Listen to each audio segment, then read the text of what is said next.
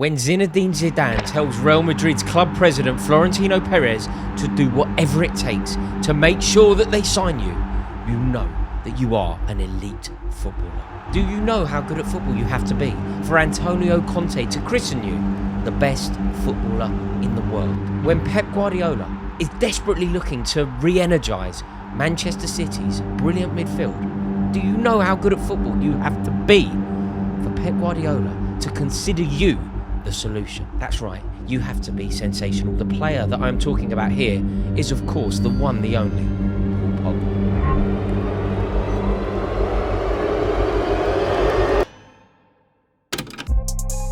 If he doesn't return to top-level football, I will remember Paul Pogba as a player that I truly love to watch. A player that brought me so much joy. A player who would play with such an expressive approach. And a player who, on his day, is truly sublime. This is, however, a sad story. It's a story of guns, betrayal, bribery, witch doctors, blackmail, and of course a dazzling football career that was cut adrift prematurely. Now, before we go any further in this video, can you please do me a favour? If you enjoy this style of video, will you please just do me one thing? Just give it a like, just so I can monitor it. I can do more videos like this. Equally, if you don't like it, and then, you'll never see it again. Hit by Pogba! Dazzling, majestic. One of the most mercurial footballers that I have ever had the privilege to watch. Generational, undoubtedly. 91 caps, 11 goals, 4 major tournaments for France. He was named the best young player at the 2014 World Cup and played every single game at Euro 2016, where France finished runners-up. He also played every single game at the 2018 World Cup, where France won, and he scored in the final. Pogba! For France! And possibly now the world! It's so strange, isn't it? Because when you analyse those stats, the man is elite. I think undoubtedly he's in the top 10 French players of all time. If you were to list the top 10 French players of all time, I think it is genuinely impossible to leave the brilliance of Paul Pogba out of a top 10. And despite being in the top 10 French players to have ever existed, when you think of the glorious players that have come out of that wonderful footballing nation, somehow he is seen by some as a flop. Some see him as a nuisance, others call him arrogant. Jose Mourinho, in fact, called him a virus. By some, he is seen as the poster boy for wasted talent. What Paul Pogba could do with the football was comparable to Rudolf Nureyev as a ballet dancer, or Pablo Picasso with a paintbrush. He played with soul, and crucially, he had a personality, which is so refreshing in the modern day era, where players are so sterile, the game feels so stagnant. Paul Pogba was box office. He was Hollywood. He had a razzle-dazzle of genuine sparkle, and players like that will always mean the world to me. It's what football is all about. I genuinely believe it. When you think about the brilliant players of today, whatever player comes to mind, there is a ruthless, business-like approach from them, I'm sure. Erling Haaland, he doesn't inspire. He's wonderful. He deserves a Ballon d'Or in my opinion, but he doesn't have that vivre. Harry Kane, that drive for numbers. Kevin De Bruyne, despite the brilliance, doesn't have that thing, that unquantifiable feature that Paul Pogba has. He was a different sort of footballer. Paul Pogba will always have more in common with George Best than he ever will Kevin De Bruyne. When you think about Pogba's most iconic moments, what are they? Of course, there's beautiful goals, that pass, that amazing pass that he could just do at will, that cross-field, laser-focused, laser-guided pass that would split almost any defence. It's symbolic of who Paul Pogba is. It was just a joy to watch that pass, and he had the ability to captivate. Honestly, if I ask you, play a game with me here, actually answer this question. I'll give you a moment to tell me your answer. The World Cup 2018, the defining moment of that World Cup, what is it? What is it? What is your overriding memory of the Russia World Cup? What is the one thing that immediately comes to mind if I say Russia 2018?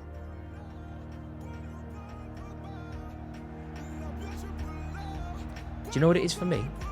It's not football. It's Paul Pogba at the Luzhniki Stadium on the grass dancing. That is the moment of that World Cup. It's just so synonymous with Paul Pogba and that World Cup. Like, I really do think that for all of the noise, people do seem to forget quite how brilliant a footballer Paul Pogba was. And if things had been different, we would be talking about Paul Pogba as one of the best footballers to have ever lived. Do you know what I've just realised as well, which is actually bewildering? Talking about Paul Pogba dancing on the Luzhniki grass, that was less than 6 years ago. That was only 6 years ago. Paul Pogba is still a young man. He could still be doing it at the very top. And if he now faces this ban that could be the end of his career, I do just think it's so sad. Not only for him, but for football fans, for you, for me, for everybody. And it's not even about the money. Like, Paul Pogba, he's obviously caked. Like, when you flit between Manchester United and Juventus for 2 free transfers and then 1 world record transfer fee, you are going to see an awful lot of wealth. In fact, I just looked it up. I was curious. Paul Pogba's former agent, Mino Raiola, who died last year, he pocketed, just him alone, just under £42 million. £42 million for the Paul Pogba transfer to Manchester United.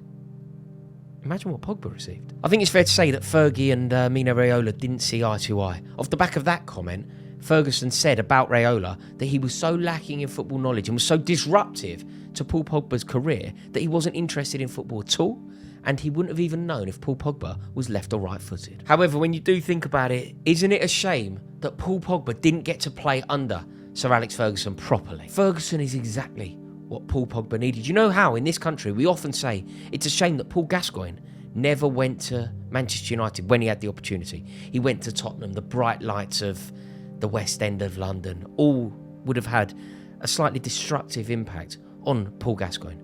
Imagine if Paul Pogba had stayed playing for Sir Alex Ferguson. The calming presence of Sir Alex Ferguson could have been so integral to Paul Pogba achieving his ultimate ambition. Instead, at Manchester United, Pogba played for 4 different managers in 5 years, each of them with a different style and a different identity and a different vision of what Paul Pogba's job was supposed to be. You know, he obviously clashed with Jose Mourinho, didn't he? In fact, Pogba said that he suffered from depression when he was playing under Jose Mourinho. And other players said that he was given too much slack under Ole Gunnar Solskjaer. There was a quote, listen to this. Paul Pogba actually said, "I don't want to have money anymore. I don't want to play football anymore. I just want to be with normal people so they will love me for me." Well, that's just sad, isn't it? One of the greatest football talents actually got to the stage where he didn't want to play football anymore. This is a terrible tale. But the talent was obviously still there. Like, I remember Euro 2021, he was one of the best players in the tournament. Arguably, the best player in the tournament. But the following season at United, it was really mediocre. And actually, at the end of that season, is when he went back to Juventus. And this is the move where actually his football career seems to be dwindling away. Now, this is where it gets really murky indeed. So it's 2022, and this is when things start to massively go wrong for Paul Pogba. His season is beset with injuries. He's not playing well when he does play, and whilst playing for Manchester United, his house gets burgled in the most terrifying of ways. That's right, he is playing for Manchester United, his wife is in the stands, his house is burgled, and his children are home. So he and his wife rush home, and they do not know whether the children are unharmed or not. Can you imagine that anguish and anxiety that would have been going through his mind at that time? And people would have been critiquing his football performance. And then, in the April of 2022, he plays his last game for Manchester United in a 4-0 battering to Liverpool that involved Paul Pogba hobbling off the pitch injured after 10 minutes. 11 days after that 4-0 defeat, his agent Mino Raiola dies. Now, Raiola and Pogba were really close. In fact, Pogba's father died in 2017, and some would say that Mino Raiola actually filled the void left by his father. He really did cut a paternal figure to Paul Pogba. It only gets worse from here. Basically, Paul Pogba was at the epicenter of a blackmail plot involving his brother. That's right, his brother Mateus, who actually played for Crewe, Wrexham, Crawley. He is accused of involvement here. We're in March 2022, and 4 days after that burglary in Manchester, Paul Pogba is in France on international duty. According to his version of events that was reported by Le Monde, he had dinner with one of his mates from his manor when he was growing up, a geezer called Boubacar. Pogba intended to return to his hotel, but at about midnight, 3 other childhood friends arrive. A geezer called Adama and 2 brothers, a geezer called Rushdane and Makikor. They have a conversation. They decide that he's not going to go back to his hotel. Instead, they drive him to a nearby apartment. Right, now it goes really nuts. Now we're talking about M16 rifles and balaclavas and all that. So 4 days later, Pogba's taken to this flat in the suburbs of Paris and he's confronted by men wearing masks carrying M16 assault rifles. They demand that Pogba pays them 13 million euros. That's 1 million euros for each year of his career. And to amplify their demand, they blackmail him. They threatened to go public with a video they said showed him talking to a witch doctor called Ibrahim. That summer, Mateusz Pogba posted a video on social media claiming that his brother had paid more than 4 million euros for Ibrahim, the witch doctor's services. Mateusz Pogba says something incredibly damaging here. He says that Paul Pogba asked the witch doctor to curse Kylian Mbappe. Now this sounds nuts, doesn't it? Paul Pogba did actually admit speaking to the witch doctor. He did have a relationship with Ibrahim, but he denies that he ever spoke about Kylian Mbappe. Paul Pogba gave his version of events to the French Central Office for fighting organised crime, and then his brother, Mateusz, said this. He said that he promises to reveal some information that will help people decide if my brother really deserves the respect, admiration and love of the public. So Mateusz Pogba and the 4 other men were all arrested, and Paul Pogba was placed under special protection. So this really has gone mad. The 5 suspects have been charged with extortion with a weapon in an organised gang, participation in a criminal group with intent to commit a crime, and, with the exception of Mateusz, kidnapping. And in fact, in September 2022, Mateusz denied through his lawyer that he had any involvement in the kidnapping and armed extortion of which his brother Paul had been the victim. So, as I'm sure you can understand, Paul Pogba has barely started a game of football since this drama unfolded. In fact, his teammate, Adrien Rabiot, said that it's basically impossible to play football whilst dealing with such significant issues. But last May, Pogba made his first start in more than a year in a Serie A match against Cremonese. But 21 minutes into the game, he pulled up again, injured. Now this will break anyone's heart, I am sure. He was inconsolable. He was crying on the pitch. He pulled his shirt over his face to try and hide his emotions, but we knew exactly how he was feeling. After a year of trying to get back to full fitness, overcoming minor niggling injuries as well as significant injuries that required surgery, he got back. He was on a pitch, ready to do what he could do best, and his body let him down. This is such a sad story, this Pogba tale. Then came the positive test. After a game in which Paul Pogba was an unused substitute, he returned a positive test. The substance reported was initially detected as testosterone, but the Times then revealed it was DHEA, the so-called anabolic agent, which is on the world's anti-doping agency's prohibited list. He has opted not to make a plea bargain, which means that this is going to go to court. Prosecutors are pushing for a 4-year ban, which will effectively end the career of Paul Pogba. Pogba is going to argue that he ingested the substance unwittingly, and he has employed the hotshot lawyer that was employed by Conor Benn and by Tyson Fury in their respective similar cases. There is room for optimism. Only last year, Jose Palomino, who plays for Atalanta, had his ban overturned. So Paul Pogba is definitely one of the biggest what-ifs in football. He is undoubtedly one of the most gifted footballers to have ever played the game. He is in the top 10 footballers to have emerged from France of all time, and his contribution to football should never be forgotten. What he achieved at an international level is sublime. He's also one of the most graceful and natural footballers that I've ever had the privilege of watching with my own eyes. I like Pogba. I always like players like Pogba. I even sometimes enjoy disliking them. It's a real shame. He is the footballer's footballer, and I really wish him well. In terms of where he goes next, in terms of what happens from here, I imagine that Paul Pogba will actually be questioning whether he himself wants to play football again, whether he has the drive to play football again. He's apparently now on a £2,000 a week contract, millions and millions of miles away from the 200 grand a week that he was once on. It's going to be so interesting to see how this plays out, but speaking personally, I hope that we see Paul Pogba on a football pitch again soon. And if not, the future, what does it hold for Paul Pogba? I mean, he has told us that he wants to be a film star, hasn't he? He likes the idea of making a Space Jam version of football where he would play the Michael Jordan character.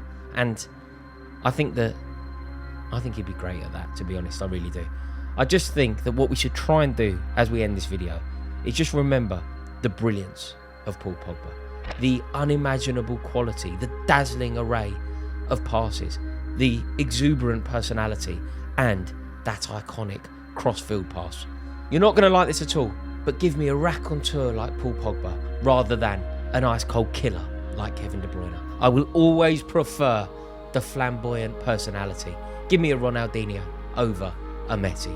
Give me a Paul Pogba over a Kevin De Bruyne. Right, there we have it. Thank you so much for watching this video. It's a new style video on this channel, something that I'm going to work on, something that I'm going to explore. Would you please do me a favour? If you have enjoyed it, will you just give it a like? Just so I can see if it's worth doing. If you like it and you've enjoyed it, I will try and do some more like this. There's a lot of topics that I'd love to get my teeth into, but I'm just not sure if that's what you want to see on this channel. So if it is, give it a like. If you're new around here, please do click subscribe. And I wish you all a wonderful day. In a bit, yo.